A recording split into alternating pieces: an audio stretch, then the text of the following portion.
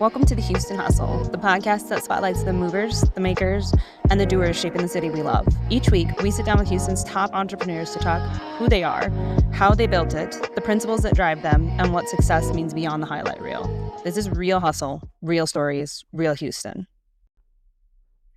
Welcome to the Houston Hustle. I'm Dr. Paige Ward. And I'm Dr. Charlie Ward.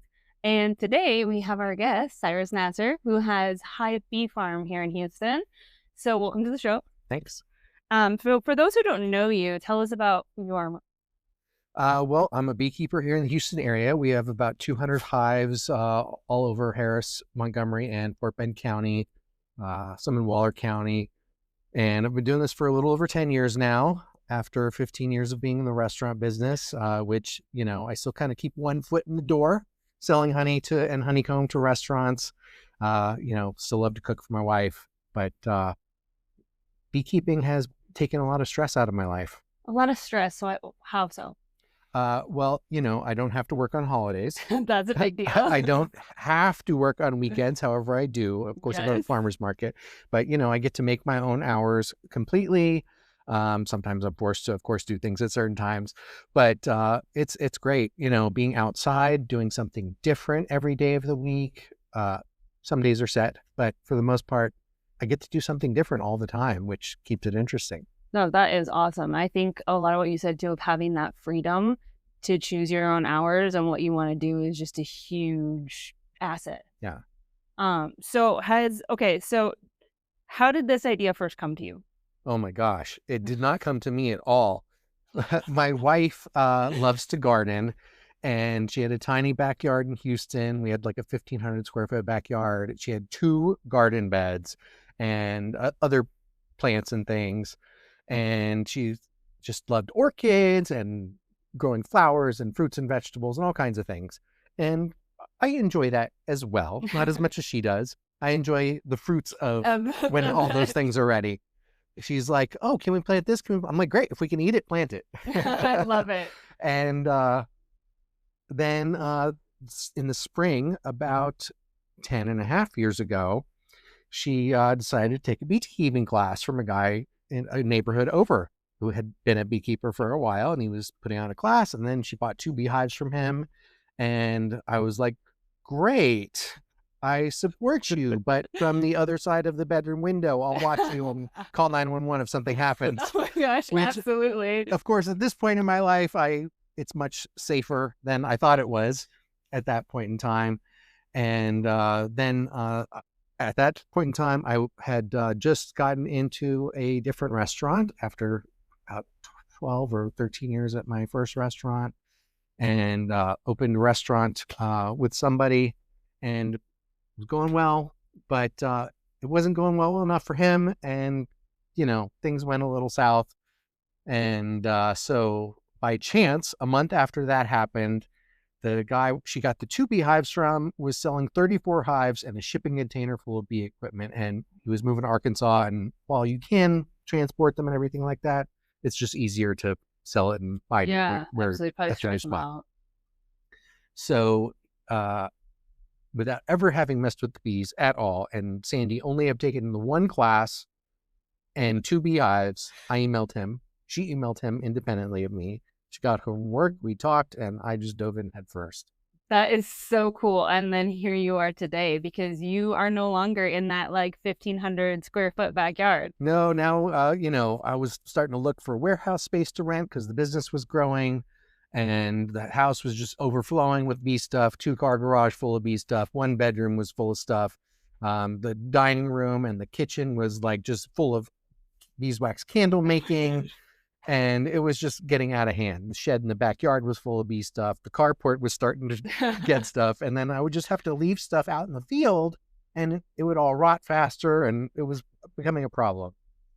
And by chance, that was when COVID happened, when I was looking for this warehouse space and thinking about expanding.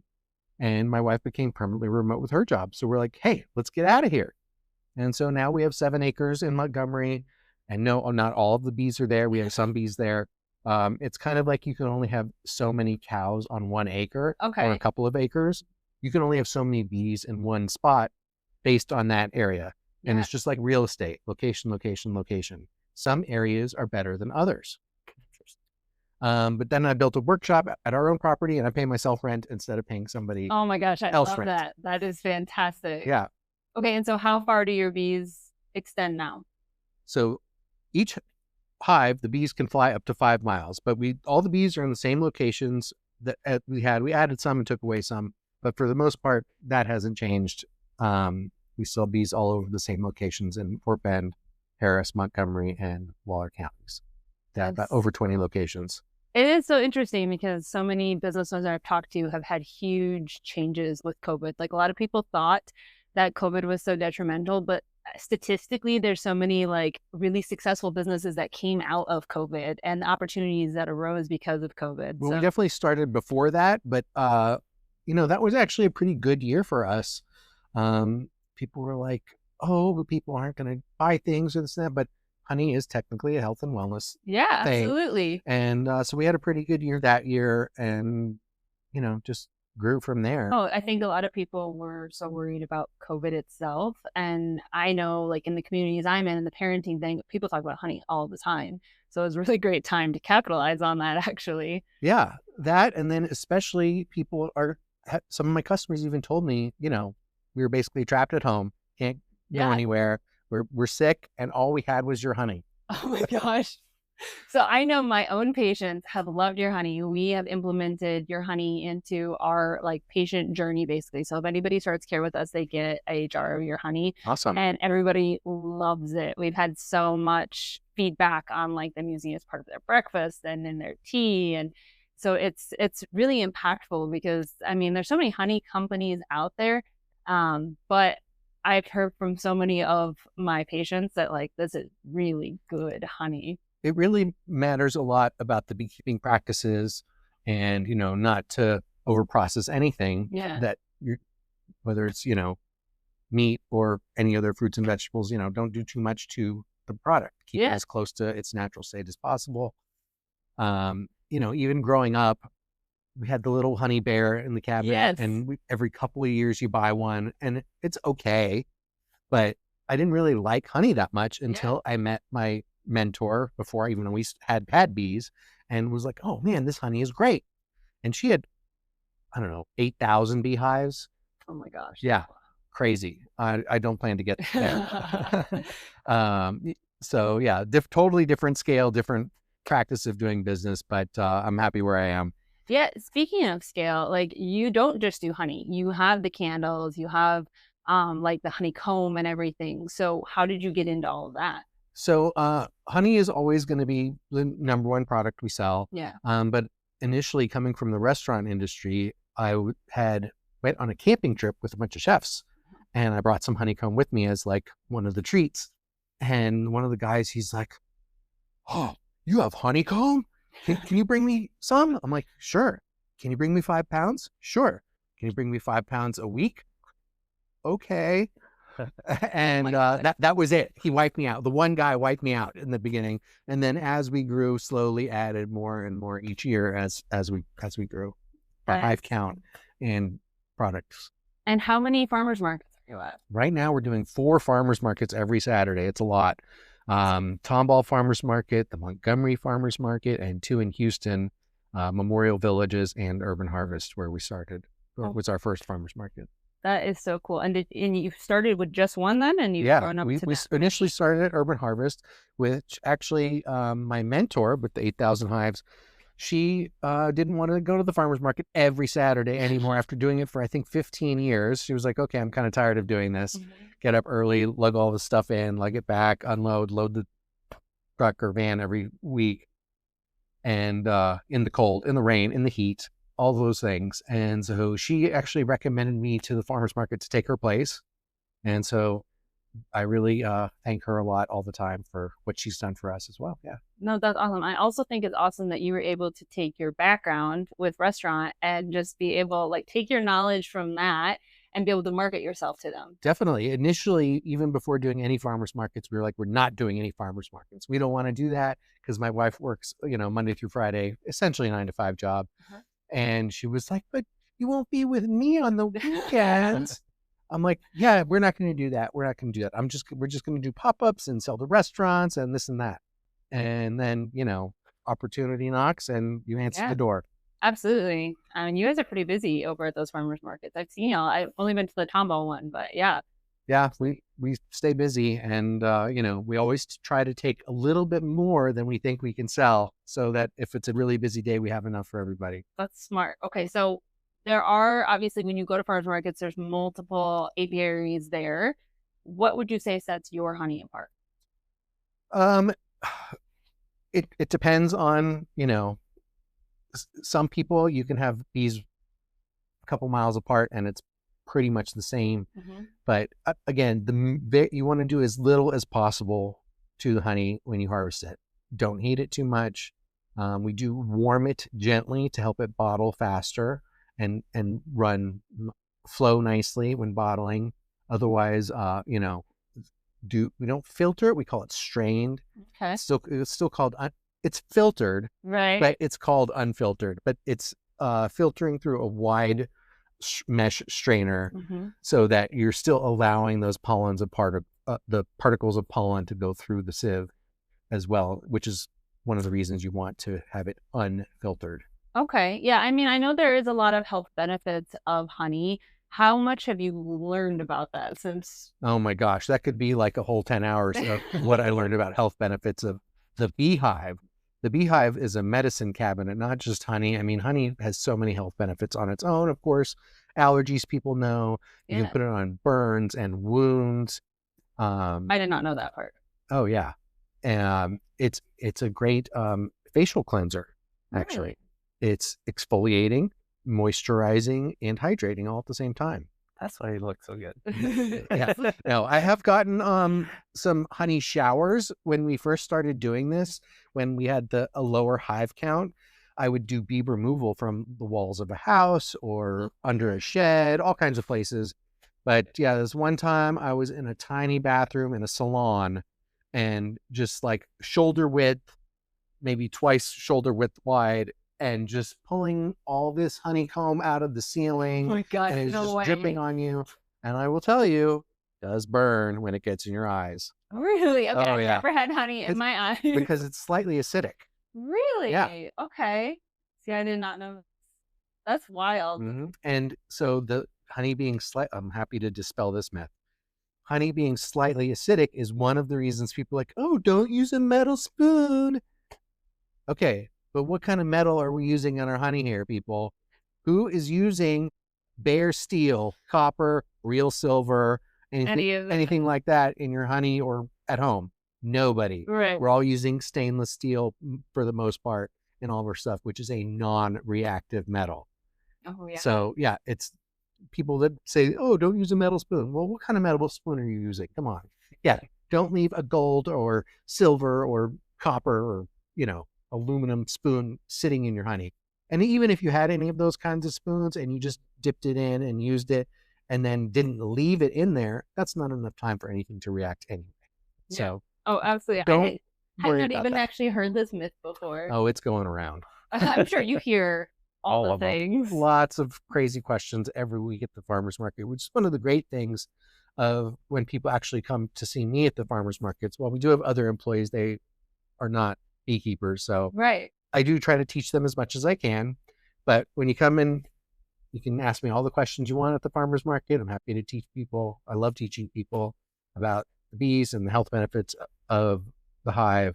One of the other great things we sell is bee pollen, which is full of protein, vitamins, minerals, amino acids. It's the next most healthy thing next to beef liver.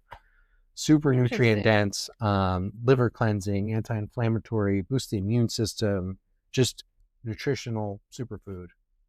Okay, you brought some stuff with it. I didn't bring any bee pollen with me, but I wanted to talk about propolis, which is a tree resin that bees collect. And it's like a glue or cement in the hive. And so they'll actually use it to close off the entrance, seal the walls, attach the frames to each other. And then sometimes you'll get nice chunks of it some places and we can also put a trap in to encourage them to build more. Right. Now, the ancient Egyptians saw that the healthier hives had a lot of propolis in them. And they were like, if the healthy hive has more propolis, maybe it's healthy for us too. And they used it in the mummification process, and as a health tonic, of course, which you take that propolis and then you can turn it into capsules, of course, but tinctures and throat sprays.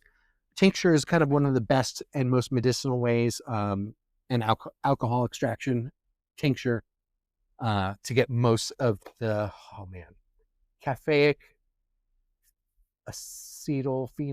something acid. It's CAPE, CAPE. And green Brazilian propolis is actually the best. So if you had like cancer or something, you would just be downing that green Brazilian propolis until you got a stomach ache. Really? Yeah. Interesting. To kill cancer, it retards tumor growth. Yeah, it's just awesome stuff for COVID, the flu. Pretty much, it's anti-inflammatory. Helps regulate blood pressure, blood sugar. You can make creams and lotions and salves and soaps out of it and things like that. Yeah. Have you noticed now?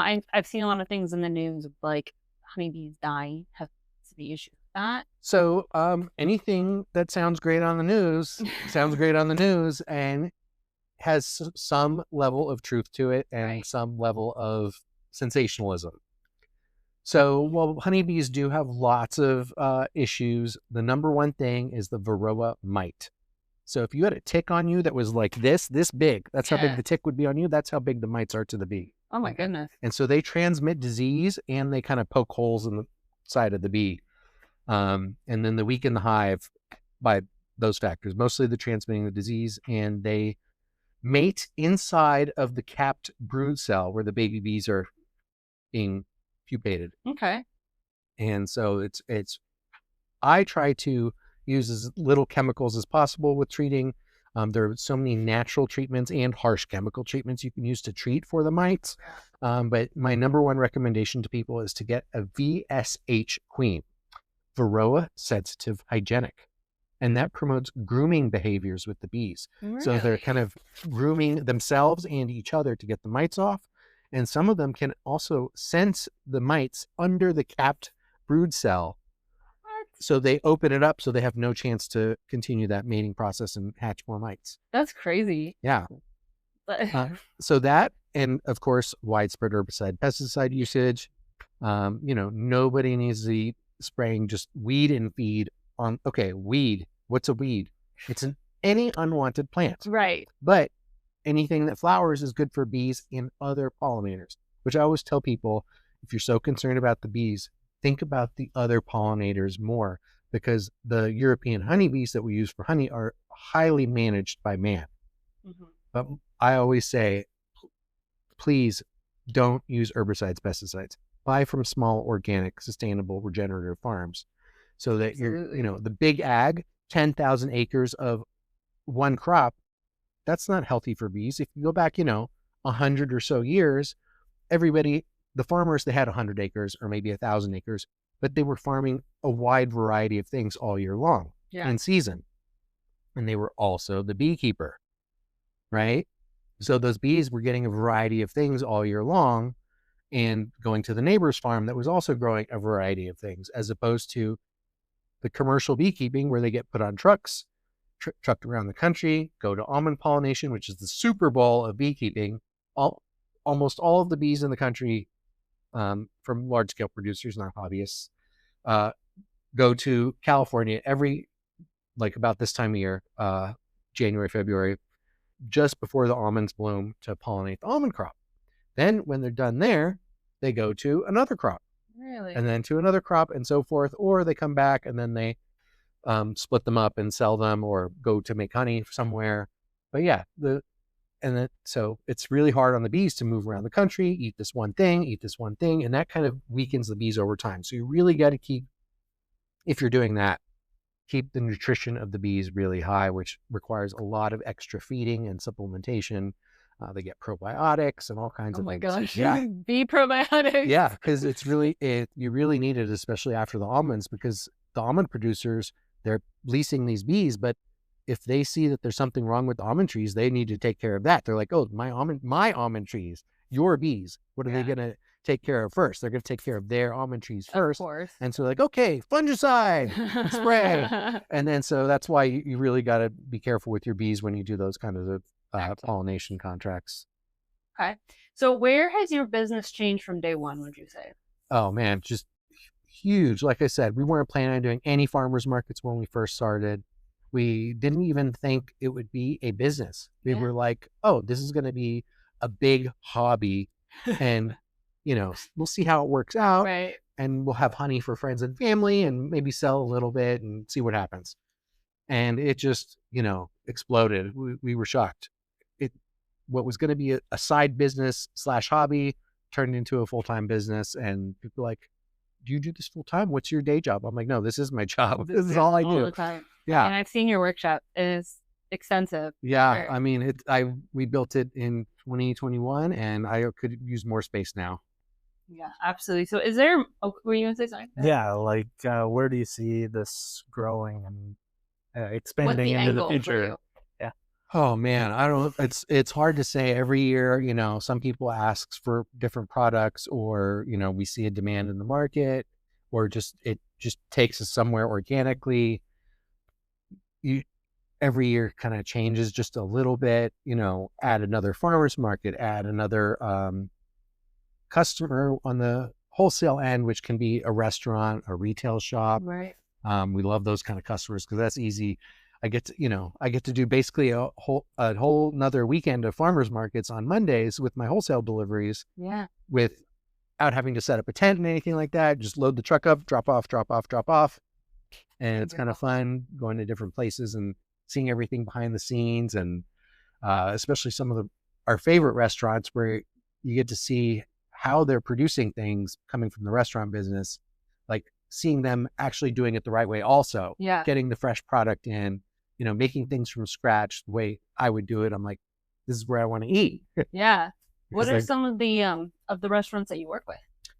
Nobi's, who I think they got the Bib Gourmand Michelin mention this year. Oh my goodness. And Brasserie 19, Adair Kitchen, Pondicherry, one of the great Indian restaurant in Houston, and so many others that I'm not thinking of. But we also sell to a couple of stores. Okay. A Movable Feast, Henderson and Kane, and a really big one that is a shocker for me and them is Major's Dairy, which is in Sweeney. Have you ever heard of that? I never heard of it either. It's about an hour south of Houston, and further south than Rocheron, kind of in between Rocheron and Angleton. Anyway, they have cows, and they do raw milk, cream and chocolate milk and things like that.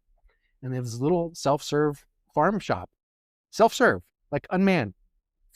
And initially they were like, oh, can you deliver? I'm like, no, I'm not delivering there. Absolutely not. And so they picked up for me at the farmer's market a couple of times, and then their orders got bigger, and they're like, oh boy, what do we do now? And luckily her husband has an employee in Houston. So he's like, you're going to work from home on Mondays. And so I drop off to him now on once a month on Mondays. And they just opened another store, like a market in called Ridgewood, kind of like not Angleton, before Angleton, but south of Houston, kind of off 288 FM 2004. And it's just about to open. But surprisingly, this little dairy is my biggest customer. Really? Yeah. It's a shocker for both of us. But that's very cool. What is something that people don't see about your success story? Everybody sees the highlight reels, but what have been some moments that have been harder and you've overcome? When one of your biggest wholesale restaurant clients has a corporate chef change, and you're selling to 3 locations every week, and that's your biggest client, and you've jumped through hoops to make sure you have everything you need for them specifically, and then they change the menu, and you're like, oh, okay, now what do I do? And when you lose your top client, that's a big hit to the bottom line. And so that took a little while to recover from, but you just hit the ground and keep going. You don't stop. Yeah. You don't cry about it. You don't worry about it. You just go. Yeah, keep going. A huge mindset thing. Yeah. Like just having it's exactly it. Mindset. Don't worry about it. Just keep going. Other customers come. I love that. That more is coming mentality. When you have a good product, when you take care of your customers, which is the number one for me, coming from the restaurant industry, I always tell people customer service, customer service, customer service. Whether it's at the farmer's market or my wholesale customers, you really have to have customer service every which way and take great care of them. Whether it's, being on time, being friendly, and just taking care of them in general. Oh, I need this. Some people, sometimes I'll put my foot down. For the most part, if people are like, I need this tomorrow, I'm like, okay. Because, when we lived in Houston and somebody in Houston needed something, no big deal. Right, you're right there. 10 minutes, drop it off, no big deal. But now that we moved out to Montgomery and we're an hour from Houston, it's a little bit more of a drive and effort and, cost to go an hour each way with fuel and time. Yes. But, you take good care of your customers and they'll take care of you. I think that's the big thing is you do sell yourself in an aspect to the business. And we were just talking before this that you were part of what inspired this whole podcast. It's when we came and visited you, you're like, I can take any business and make it successful because of who you are. Absolutely. I mean, it doesn't matter. You put me in an ice cream shop or, a steel mill. I don't care what it is. I'll figure it out and make it work. That is so awesome. Okay. Well, for our listeners, where is somewhere that they can find you? What's the best way to get a hold of you? To get a hold of me, you can get a hold of me by text, email, contact@hivebeefarm.com, send me a Facebook message or comment on one of our posts. We do use Instagram as well, of course. Come see me at the farmer's market. Happy to chat with anybody.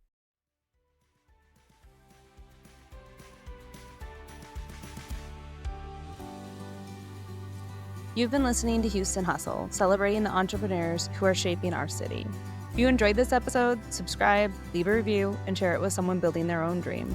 Until next time, keep building, keep learning, and keep hustling.